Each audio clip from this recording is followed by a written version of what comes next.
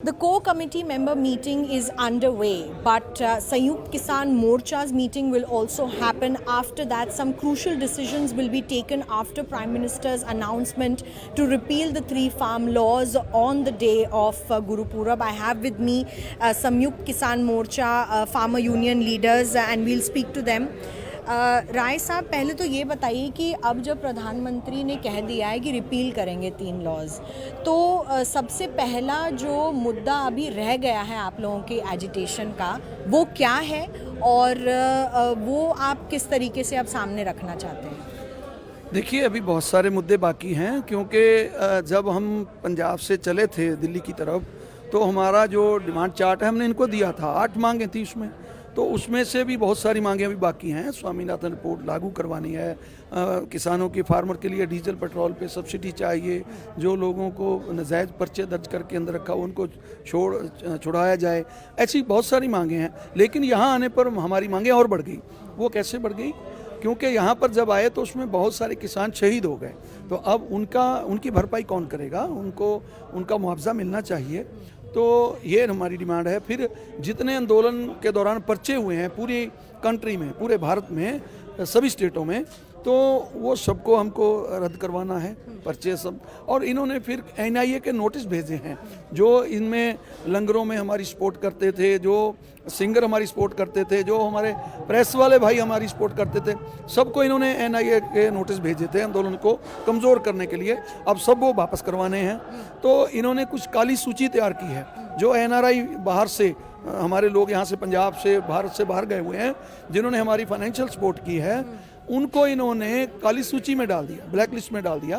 तो उसको भी इनको जो ब्लैक लिस्ट है उसको ख़त्म करवाना है। तो ये सारी डिमांड्स हैं अभी। तो इस पर अभी चर्चा गवर्नमेंट हमारे साथ करेगी, तभी ये आंदोलन ख़त्म होगा, नहीं तो आंदोलन जारी रहेगा। और आगे चल के आज जो कोर कमेटी की मीटिंग हो रही है, इसमें क्या ऐसे बड़े निर्णय लिए जा सकते हैं जो आंदोलन को या तो आगे ले जाएंगे या आंदोलन की समाप्ति के बारे में बात करेंगे आप लोग? अभी कितना लंबा चल सकता है आंदोलन किसानों का? देखिए, प्रधानमंत्री ने जो कॉल दी है उसे अभी हम अनऑफिशियली बोल सकते हैं। असल बनेगी जब 245 धारा के अधीन, सेक्शन के अधीन जो या कानून जो है रद्द हो गए सदन के अंदर ही। जब तक वो नहीं होते इसको हम फाइनल नहीं मानेंगे। उसके लिए हमारी जो एक 29 की कॉल दी है संसद घिराव की, उसके पर आज पूरी चर्चा होगी। भाई हमने सरकार को और टाइम देना है, इसको डिले करना है, कैंसिल करना है, वो आज जथेबंदियों में राय बनाई जाएगी सभी को। तो 29 तारीख को आप लोग संसद घेराव का जो कॉल दिया था वो रहेगा अभी भी? देखिए, हमें अभी तो वो रखना पड़ेगा। हाँ, सभी जो मेरी अभी तो बाकी जो हाउस की राय बनेगी, जो मेरी राय होगी उसके मुताबिक तो हमें सरकार को कुछ दिन का टाइम, जो संसद के डे है वो उसके अकॉर्डिंग उनको थोड़ा टाइम देना चाहिए। 4 दिन हो सकते हैं, 5 दिन हो सकते हैं। 29 होगा, उसके दिन तो पहले दिन श्रद्धांजलि समागम ही चलेगा, फिर 30 को अगर प्रक्रिया में लाएंगे। देखिए, ज़्यादा टाइम तो अगर तब लगता है अगर कोई विरोध करता है, लेकिन इस पर तो कोई मेरे ख्याल पॉलिटिकल पार्टी, विरोधी पार्टी भी इस पर नहीं आएगी, भी बिल नहीं रद्द होने चाहिए। आपका कहना है कि पार्लियामेंट में जब इसको लाया जाएगा तो आपको नहीं लगता कि किसी भी पार्टी का विरोध होगा इसमें? हाँ, इसको तुरंत एक्शन में हो सकता है अगर ये सरकार अपने पूरे दिल से, खुले दिल से, ईमानदारी से उसको पहले दिन लाए। तो हमें तो उस टाइम तक बैठना पड़ेगा, जो हमारी जनता की आवाज़ है। भाई इतने टाइम से 1 साल के करीब हो चुका है, तो अगर नोटिफिकेशन के लिए 5-10 जितने दिन भी बैठना पड़ता है, हम और बैठने को तैयार हैं। इसको एक बार पूरी तरह ख़त्म करवा के जाएंगे। एक आखिरी सवाल मैं ये पूछना चाहूँगी कि प्रधानमंत्री ने जिस तरीके से विनम्र होकर उन किसानों से माफ़ी मांग ली है, उन्होंने कहा है कि उनके काफ़ी कोशिशों के बावजूद भी वो किसानों को कन्विंस नहीं कर पाए कि ये लॉज उनके हित में हैं, तो वो माफ़ी चाहते हैं इस बात के लिए।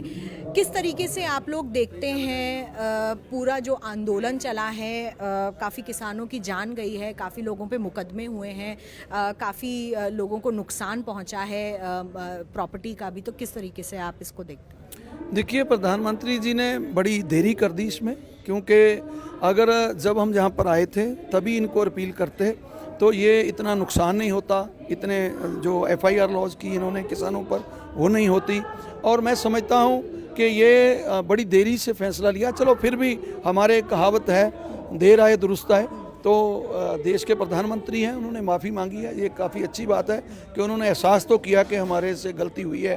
तो इसको हम पॉजिटिवली देखेंगे कि अच्छी बात है। प्रधानमंत्री जी को अभी भी जो हमारी बाकी दूसरी मांगे रहती हैं उनको भी सबको मान लेना चाहिए और किसानों को सुख शांति से सुरक्षित उनके घरों में पहुंचाना चाहिए। तो किसानों का भी यही कहना है, देर आए दुरुस्त आए। कल हमने मेघालय गवर्नर सत्यपाल मलिक जी से भी बात की थी, जो अपने गवर्नर पद पे रहकर भी किसानों की आवाज़ उठाते रहे हैं। उन्होंने भी यही कहा कि प्रधानमंत्री का जो ये ऐलान है वो देर आए दुरुस्त आए।